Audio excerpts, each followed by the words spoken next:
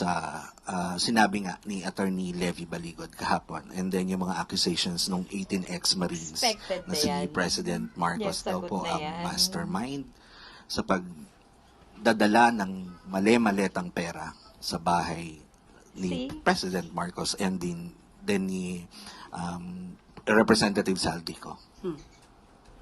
Paulit-ulit na kasinungalingan laban sa Pangulo. Lousy script. Hindi pang award-winning. Hindi malinis. Alam mo na may kasinungalingan. So, sino ba ang nasa likod nito? Siguro dapat malaman nyo kung sino ba yung may-ari ng sasakyan na siyang sumundo sa kanila matapos ang press briefing or press con nila.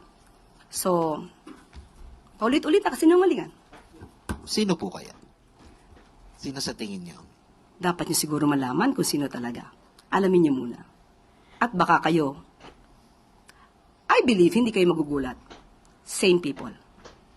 Wala bang balak kasuhan ng palasyo ang mga nagpapakalat ng sinasabi niyong fake information o kasinungalingan? Nandyan ang NBI. Nandyan ang PNP. Dapat malaman nila to.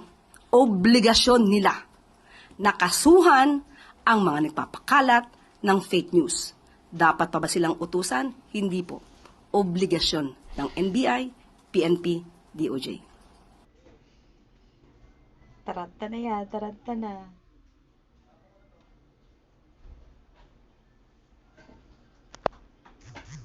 Alam mo, Auntie Claire, hindi kami nagugulat dyan sa sagot mo. Kasi ida-divert mo na naman. Pero wala na eh. Huling-huli na kayo. Kahit anong gawin nyo, halata na sa pagmumukha nyo na kinakabahan na kayo. Your time is near, Auntie Claire. Malapit ka nang mawala. Kawawa naman si Banga, gula ng tagapagtanggol sa kanya. Sabagay, baka naman iisa lang din yung pupuntahan nyo.